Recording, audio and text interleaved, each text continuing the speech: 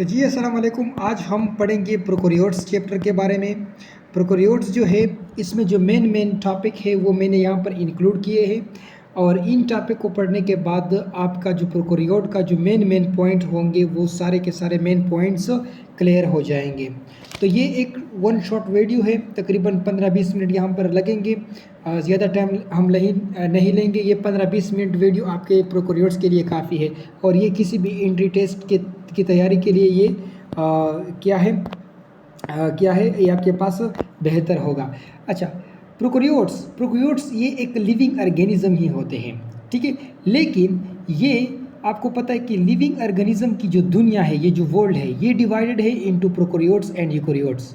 Prokaryotes और eukaryotes ये दोनों डिफरेंट ही लिविंग ऑर्गेनिज्म्स है।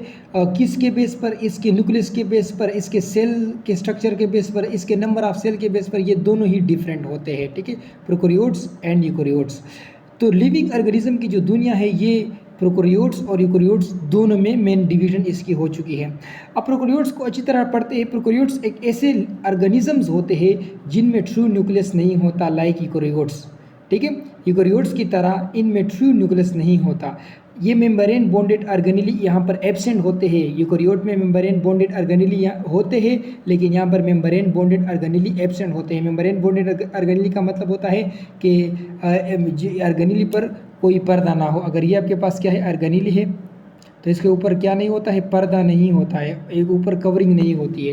तो ये यहाँ पर क्या होती है, ये चीज़ यहाँ पर नहीं होती है प्रोकैरियोट्स के अंदर। तो इस वजह से प्रोकैरियोट्स अलग है, यूकैरियोट्स अलग है और इसके बहुत सारे क्लासिफिकेशन है, आपने 9 से पढ़ा होगा। लेकिन आज जो ख़ास पॉइंट है बैक्टीरिया के बारे में, बैक्टीरिया ही एक प्रोकैरियोट से आर्किया के बारे में, वो आज हम डिस्कस करेंगे।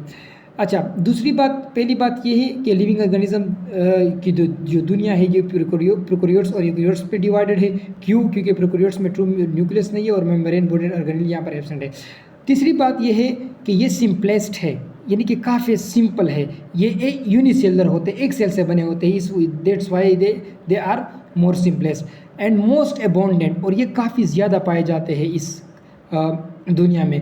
एंशिएंट ऑर्गेनिज्म, और ये काफ़ी एंशिएंट है, पुराने हैं, ठीक है। क्योंकि इस का पता आप इससे भी लगा सकते हो कि ये यूबैक्टीरियम आइसोलेटम जो है वो सबसे पहले इवॉल्व हुई है ऑन अर्थ पे, और 3.5 बिलियन ईयर अगो इसका क्या मिला है, इसकी एग्जिस्टेंस का पता चला है कि ये 3.5 बिलियंस पुराना है।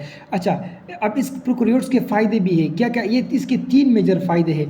पहला फ़ायदा ये है कि life can not exist without prokaryotes, कि लाइफ इसके बगैर एग्जिस्ट नहीं करती। क्यों? क्योंकि इसके 3 काम हैं। ये एटमॉस्फेयर नाइट्रोजन की फिक्सेशन करता है, एक बात, ये ऑर्गेनिक मैटर की डिकम्पोजिशन करता है, दूसरी बात, और ये फोटोसिंथेसिस में इसका मेन रोल होता है। तो इन 3 वजह, अगर ये प्रोकैरियोट्स नहीं हुए तो हमें ऑक्सीजन कौन फोटोसिंथेसिस से ज़्यादा मुहैया करेगा? हम पढ़ेंगे सियानोबैक्टीरिया, जो 1 से लेकर 21% तक ऑक्सीजन यानी बढ़ा देता है। तो ये क्या, ये सियानोबैक्टीरिया एक प्रोकैरियोट्स ही है जो ये काम करता है, और एटमॉस्फेरिक नाइट्रोजन की फिक्सेशन करना वो हम आगे पढ़ेंगे। अच्छा, रॉबर्ट विटिकर, ये नाम भूलना नहीं, एमसीक्यूज में आ सकता है। ये पहले इंसान थी जिसने ऑर्गेनिज्म को 5 किंगडम्स में रखा। उसने क्या किया, 1 किंगडम प्रोकैरियोट के लिए रखा और 4 जो किंगडम्स थे वो यूकैरियोट्स के लिए रखे। क्यों? क्योंकि प्रोकैरियोट्स यूकैरियोट्स उसके न्यूक्लियस में, उसके ऑर्गेनेलिस के बेस पर उनको डिफरेंट रखा, और जो प्रोकैरियोट्स में रखे उसको नाम दिया किंगडम मोनेरा। इसमें बैक्टीरिया, आर्किया, सियानोबैक्टीरिया हर चीज़ आती है, हम आगे पढ़ेंगे। और जो 4 किंगडम्स थे, यानी कि 5 किंगडम है, 1 किंगडम चला गया प्रोकैरियोट्स, और जो 4 किंगडम है वो यूकैरियोट्स को चला गया। इसमें क्या क्या है? इसमें तो किंगडम मोनेरा है प्रोकैरियोट्स में। यूकैरियोट्स में 4 है, kingdom Animalia, kingdom Plantae, kingdom Fungi और किंगडम प्रोटिस्टा। अब हम पढ़ेंगे इसकी डिस्कवरी कि बैक्टीरिया को किसने डिस्कवर किया। तो सबसे पहले एमसीक्यूज आ सकता है, तो सबसे पहले बैक्टीरिया को लीवन हॉक ने वाटर के अंदर डिस्कवर किया। उसके बाद later confirm by Louis Pasteur, फिर उसके बाद ल्यूइस पास्चर ने इसके एग्जिस्टेंस को कंफर्म किया कि वाकई कंफर्म किया कि वाकई बैक्टीरिया प्रेजेंट है इस दुनिया में। उसके बाद रॉबर्ट कोच, और ये उसने रॉड से बैक्टीरिया को आइसोलेट किया। एमसीक्यूज आ सकता है कि किसने रॉड से बैक्टीरिया को आइसोलेट किया, तो वो रॉबर्ट कोच ही थे। तो रॉबर्ट कोच और ल्यूइस पास्चर ये काफ़ी फेमस बैक्टीरियोलॉजिस्ट गुजरे हैं अपने दौर के, ठीक है। इस ये यानी कि जब भी बैक्टीरिया का जिक्र होगा, बैक्टीरियोलॉजिस्ट का जिक्र होगा, तो आपको ल्यूइस पास्चर और रॉबर्ट कोच बहुत आम नज़र आएंगे इस पे, यानी कि ये बहुत फेमस थे। अच्छा, बैक्टीरिया की मुख्तलिफ डाइवर्स फिजियोलॉजी होती है। ये गर्म इन्वायरमेंट में भी रह सकते हैं, हाई टेम्परेचर में 90 सेंटीग्रेड से तक भी रह सकते हैं, और ये अंटार्कटिका है, अंटार्कटिका उसके -10 सेंटीग्रेड में भी रह सकते हैं, थिक लेयर ऑफ आइस, ठीक है। अच्छा, उसके बाद है कि बैक्टीरिया मोस्ट एबुडेंट हैं, ठीक है, और there are more living bacteria in our mouth then the mammals living the earth, यानी कि इस दुनिया में जितने मेमल्स है उससे ज़्यादा तो हमारे मुंह के अंदर लिविंग बैक्टीरिया यानी कि जिंदा बैक्टीरिया पाए जाते हैं, ठीक है। अच्छा, अब आते हैं क्लासिफिकेशन ऑफ बैक्टीरिया। अब इसको अच्छी तरह पढ़ेंगे, क्लासिफिकेशन ऑफ बैक्टीरिया, इसमें वाकई एक MCQs आएगा, ठीक है। प्रोटियोबैक्टीरिया ये मेजर ग्रुप है, उसके बाद हम इसके सब ग्रुप पढ़ेंगे, अल्फा, बीटा, गामा, डेल्टा। तो प्रोटियोबैक्टीरिया ये मेजर ग्रुप है, ये ग्राम नेगेटिव बैक्टीरिया है। तो ये जब ये ग्राम नेगेटिव बैक्टीरिया है तो इसके सब ग्रुप भी ग्राम नेगेटिव होंगे। ये प्रोटियोबैक्टीरिया में फोटो ऑटोट्रॉफ्स होते हैं, और फोटो ऑटोट्रॉफिक होते हैं, कीमो ऑटोट्रॉफिक होते हैं, और हेटेरोट्रॉफिक होते हैं। फोटो ऑटोट्रॉफिक वो होते हैं जो लाइट की मदद से क्या करते हैं, खुराक को तैयार करते हैं। कीमो ऑटोट्रॉफिक वो होते हैं यूजिंग एनर्जी ऑफ केमिकल की एनर्जी को इस्तेमाल करके अपनी खुराक तैयार करते हैं। और हेटेरोट्रॉफिक यानी कि ज़ाहिर बात है अपनी खुराक खुद तैयार नहीं कर सकते। तो इसमें कई वैरायटी के आते हैं, फोटो ऑटोट्रॉफिक, कीमो ऑटोट्रॉफिक और हेटेरोट्रॉफिक, यानी खुराक बना भी सकते हैं लाइट के ज़रिए, केमिकल के ज़रिए, और नहीं भी बना सकते हैं, ठीक है, और ये दूसरे पर डिपेंड होते हैं। अच्छा, ये एरोबिक भी होते हैं और एनएरोबिक भी होते हैं। अच्छा, इसका सबसे पहला सब ग्रुप है अल्फा प्रोटियोबैक्टीरिया। ये क्या करता है, सुनो ज़रा, ये एटमॉस्फेयर नाइट्रोजन की फिक्सेशन करता है, ठीक है। ये एटमॉस्फेरिक नाइट्रोजन की, ये MCQs आ सकता है कि विच bacteria fix the atmospheric nitrogen. तो ऑप्शन दिए होंगे, तो आपने अल्फा प्रोटियोबैक्टीरिया पर टिक निशान लगाना है। अच्छा, ये symbiotic relation with the plant root, ये प्लांट रूट के साथ, प्लांट का जो रूट होता है उसके साथ सिम्बियोटिक रिलेशन करता है, ठीक है। और इसका एग्जाम्पल है राइजोबियम, ठीक है, राइजोबियम। उसके बाद तो बीटा प्रोटियोबैक्टीरिया, ये नाइट्रोजन साइकिल को रन करता है, और ये हेटेरोट्रॉफिक होते हैं जो अपनी खुराक को तैयार नहीं कर सकते। इसके एग्जाम्पल में आते हैं नाइट्रोमोनास और नाइकोबैक्टर, ठीक है, MCQs आ सकता है इसके साथ भी। अच्छा, अल्फा प्रोटियोबैक्टीरिया ये फोटोसिंथेटिक होते हैं, ठीक है, और ये फोटोसिंथेटिक होते हैं। अब ये बड़ी ख़ास बैक्टीरिया है, ये H2O के बजाय इंस्टीड H2O यहाँ पर A है, ठीक है, यहाँ पर A है E के बाद, तो इंस्टीड H2O के बजाय ये H2S हाइड्रोजन सल्फाइड यानी कि जो क्या होते हैं, इसको ये ऑक्सीडाइज करता है। अपनी खुराक बनाने के लिए H2O के बजाय H2S को ये ऑक्सीडाइज करता है। तो इस वजह से हम इसको सल्फर बैक्टीरिया भी कह सकते हैं, ठीक है। और ये सल्फर बैक्टीरिया इसका एग्जांपल भी आता है, सल्फर बैक्टीरिया भी कह सकते हो, और ये सल्फर बैक्टीरिया इसका एग्जांपल भी है। अच्छा, डेल्टा प्रोटियोबैक्टीरिया ये जेली लाइक सब्सटेंस इसमें होते हैं, और ये क्या होता है, ये सोइल में रहती है, ठीक है, मट्टी में रहती है, और इसमें एग्जाम्पल है माइक्सोकोकस, ठीक है। तो ये आपके पास इसके सब ग्रुप है। अच्छा, इसके आगे हम पढ़ेंगे, किसके बारे में, एक रहती है एप्सिलॉन, ठीक है, एप्सिलॉन ये टोटल 5 ग्रुप है। ये आप 4 ग्रुप हमने पढ़ लिए, ये आपके पास क्या है, 5वां ग्रुप है। एप्सिलॉन प्रोटियोबैक्टीरिया ये पैथोजेनिक भी होती है और सिम्बियोटिक भी होती है, पैथोजेनिक, सिम्बियोटिक, और इसका एग्जांपल है H. पाइलोरी। H. पाइलोरी कहाँ पर रहती है, आपको पता होगा, आप कमेंट में भी बता सकते हैं कि H. पाइलोरी कहाँ रहती है। अच्छा, उसके बाद ये 5 सब ग्रुप ख़त्म हो गए प्रोटियोबैक्टीरिया के। अब दूसरे पर आते हैं, सेकेंड, क्लेमिडियस क्या होता है, ये पैरासिटिक भी होते हैं, ये ग्राम नेगेटिव होते हैं, ठीक है, लाइक प्रोटियोबैक्टीरिया, और ये काज करते हैं वेरियस डिजीज़ इन ह्यूमन के अंदर बहुत सारी बीमारियां काज करते हैं। इसके एग्जांपल में आता है क्लेमिडियस ट्रेकोमेटिस। ये एग्जाम्पल आप इसको इस पर रटा लगा सकते हो, डेफिनेटली इस पर रटा लगा सकते हैं हम, और कोई तरीका नहीं है। अच्छा, उसके बाद तीसरा आता है स्पाइरोशीट। ये हेटेरोट्रोफिक होता है बैक्टीरिया, हेटेरोट्रोफिक बैक्टीरिया होता है, और ये स्पाइरल लाइक होता है शेप, और ये मुठाइल होता है फ्लैजिला की वजह से। ठीक है, ये स्पाइरोशीट दो बातें हैं कि ये क्या है, हेटेरोट्रोफिक है, अपनी खुराक को तैयार नहीं कर सकता, और ये स्पाइरल लाइक है, स्पाइरल इस तरह। ठीक है, और इसके ऊपर फ्लैजिला भी होती है, और ये क्या होते हैं, मुठाइल भी होते हैं। अच्छा, अब आते हैं ग्राम पॉजिटिव बैक्टीरिया। ये भी एक मेजर क्लास है, इन सब में से ये भी मेजर क्लास है, gram positive bacteria. Gram positive bacteria ये हेटेरोट्रोफिक होते हैं, सुनो बात को, ये हेटेरोट्रोफिक होते हैं, और ये सोलेटरी भी होते हैं और कॉलोनियल फॉर्म में भी होते हैं, यानी कि ये एक एक भी हो सकते हैं, और इसकी पूरी कॉलोनी भी होती है वो भी हो सकती है, कॉलोनियल फॉर्म में भी हो सकते हैं। अब आते हैं इसके 3 सब ग्रुप पर, एक्टिनोमाइसीट्स, स्ट्रेप्टोमाइसिस और माइकोप्लाज्मा। ये डेफिनेटली इसमें एमसीक्यूज आ सकता है, बात को समझो। एक्टिनोमाइसीट्स ये रॉड शेप होती है, और ये टीबी और लेप्रोसी काज करती है। तो एमसीक्यूज आ सकता है कि विच bacteria cause TB and leprosy, तो आपने एक्टिनोमाइसीट्स पर गुड लगाना है, और ये रॉड शेप होती है। ठीक है। अच्छा, स्ट्रेप्टोमाइसिस ये ऐसी बैक्टीरिया है जिससे एंटीबायोटिक्स बनते हैं, दवाइयाँ बनती है। तो एमसीक्यूज आ सकता है कि वो कौन सी बैक्टीरिया है जिससे एंटीबायोटिक्स बनते हैं, तो आपको ऑप्शन दिए होंगे, स्ट्रेप्टोमाइसिस पर आपने गुड लगाना है।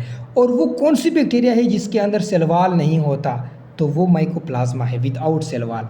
अच्छा, अब हम आते हैं और क्लासिफिकेशन की तरफ। बैक्टीरिया का साइज, डायमीटर कितना होता है, 0.2 से 2.0 माइक्रोमीटर इसका डायमीटर होता है। इसका मोटापा होता है।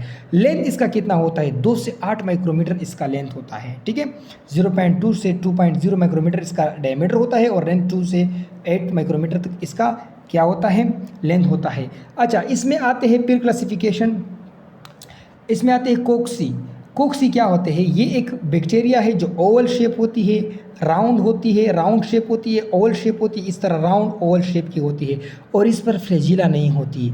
तो ये बड़े मेन एमसीक्यूज है, आपको फ्लैजिला की वजह से स्टक किया जा सकता है, आपको एंटीबायोटिक से, आपको सेल वॉल से, आपको टीबी से इसको आपको स्टक किया जाता है कि आपको कहा जाएगा कि टीबी कौन काज करता है वगैरह, एक्टिनोमाइसिस काज करता है। अच्छा, इसके ऊपर फ्लैजिला नहीं होती, तो ये नॉन मोटाइल होते हैं डेफिनेटली। अच्छा, ये अगर एक है तो उसको हम कहते हैं कोकस। ठीक है, अगर 2 है तो उसे हम कहते हैं डाइप्लोकोक्सी। ठीक है, कोकस नहीं, कोक्सी। अगर एक लाइन में है तो उसे हम कहेंगे स्ट्रेप्टोकोक्सी। अगर ग्रेप्स लाइक है तो उसे हम कहेंगे स्टेफिलोकोक्सी। ठीक है, तो कोक्सी, डाई का मतलब होता है 2, ठीक है, और यहाँ पर कोक्सी एक होती है। स्ट्रेप्टोकोक्सी एक लाइन में होती है, और ग्रेप लाइक होते हैं स्टेफिलोकोकस। अब ये कौन कौन सी बीमारियाँ काज करता है, ये मैंने अलग पेज में भी लिखा हुआ है, फिलहाल आप इसको समझो कि स्ट्रेप्टोकोकस निमोनिया, ये निमोनिया काज करता है। एन गोनोरिया, ये गोनोरिया काज करता है। तो एमसीक्यूज आ सकता है कि स्ट्रेप्टोकोकस निमोनिया क्या काज करता है, तो निमोनिया काज करता है। और एन गोनोरिया क्या काज करता है, गोनोरिया काज करता है। और ये किसी के रिलेटेड है, ये कोक्सी के रिलेटेड है। अच्छा, उसके बाद होता है बेसिलस राड शेप होती है, ये ओवल शेप की थी, ये राड शेप की थी। और यहाँ पर बेसिलस में मेन जो चीज़ें हैं वो आपको बताता चलो कि बेसिलस ये फ्लैजिला रखती है, ये मोटाइल होती है। अगर एक है लाइक कोक्सी की तरह तो इसे हम कहते हैं बेसिलस, अगर 2 है तो डाइप्लोबेसिलस, अगर चेन फॉर्म में है तो उसे हम कहेंगे स्ट्रेप्टोबेसिलस। ठीक है। अच्छा, ये कौन कौन सी बीमारियाँ काज करती है, स्यूडोमोनास ये एक बैक्टीरिया है यहाँ की, और ये बीमारी काज करती है यूरिनरी ट्रैक। ठीक है, और क्लोस्ट्रीडियम टेटनी ये टेटनस काज करती है। और सेल्मोनेला टाइफी ये बैक्टीरिया बेसिलस की है, ये सारी बेसिले की है, और ये क्या काज करती है, टाइफाइड काज करती है। तो ये आपके पास इसके रिलेटेड चीज़ें थी। अब हम आते हैं सायानोबैक्टीरिया को हम कहते हैं ब्लू ग्रीन एल्गी। ठीक है, ब्लू ग्रीन एल्गी, और ये फोटोसिंथेटिक होती है, इसको हम मुनेरा में रखते हैं। इसका cell wall gram negative bacteria की तरह होता है, ये फोन होती है, कई पर भी ये फोन होती है। ये 1% से लेकर 21% तक यानी बढ़ाती है ऑक्सीजन लेवल को।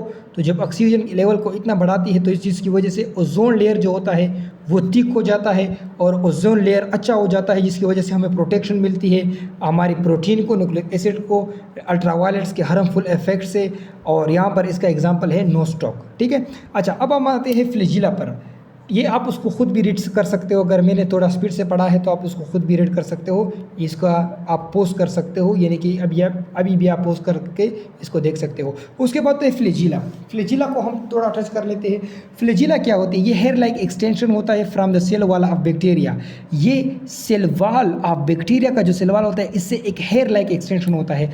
तो फ्लैजिला जो होती है, फ्लैजिला ये स्पेशल प्रोटीन से मिलकर बनी है जिसे हम कहते हैं फ्लैजिलिन। ठीक है, फ्लैजिलिन प्रोटीन से मिलकर बनी है और ये मोशन में हेल्प करती है, इसका एक काम है। अच्छा, इसके टाइप्स है मोनोट्रिकस। मोनोट्रिकस यहाँ पर ओ है, ठीक है, एन के बाद यहाँ पर ओ है। तो मोनोट्रिकस ऐसी बैक्टीरिया के जब सेल वॉल पर एक ही फ्लैजिला हो तो उसे हम कहेंगे मोनोट्रिकस। एम्फीट्रिकस जब सिंगल फ्लैजिलम हो दोनों साइड पर, अगर फ्लैजिला है तो ज़्यादा है, अगर एक है तो फ्लैजिलम है। अगर दोनों साइड पर आपके पास सिंगल फ्लैजिला हो तो उसे हम कहेंगे एम्फीट्रिकस। लोफोट्रिकस अगर group of flagella at one end, अगर एक एंड पर फ्लैजिला, यानी अभी फ्लैजिला आ गई क्योंकि ज़्यादा है, अगर इस पर बहुत सारे हो यानी कि 5 से लेकर 20, 15, 20 या इस तक। अच्छा, पेरिट्रिकस जब पूरे सेल वॉल के इर्द गिर्द बैक्टीरिया के उसके को हर पॉइंट पर क्या हो, फ्लैजिला हो, उसे हम कहेंगे पेरिट्रिकस। और एट्रिकस, एट्रिकस का मतलब होता है विदाउट फ्लैजिला, ऐसे बैक्टीरिया जो फ्लैजिला के बगैर हो उसे हम कहेंगे एट्रिकस। एग्जाम्पल क्या है? अगर एग्जाम्पल आपको पता है कि जिसके पास फ्लैजिला नहीं होती तो आप कमेंट में बता सकते हैं। उसके बाद होता है पिलाई। पिलाई क्या होता है? ये फ्लैजिला से छोटा होता है, ये पेलिन प्रोटीन से मिलकर बना है। ठीक है, और ये हेल्प करता है transfer of genetic material from one bacteria to another, यानी कि जेनेटिक मटेरियल को एक बैक्टीरिया से दूसरे बैक्टीरिया में ट्रांसफ़र करने में पिलाई का हाथ होता है। तो आप एमसीक्यूज आ सकता है कि पिलाई किस प्रोटीन से मिलकर बना है, पेलिन प्रोटीन से, और फंक्शन में आप ट्रांसफ़र ऑफ जेनेटिक मटेरियल बता सकते हैं। अब यहाँ पर इसके बाद हम इसको एंड अप करते हैं, ये चैप्टर एंड अप हो जाता है। आपने ये इसके ऊपर आपने इसका आप स्क्रीनशॉट भी ले सकते हो। ये मेन पॉइंट है कि कौन बैक्टीरिया क्या क्या बीमारी काज करता है।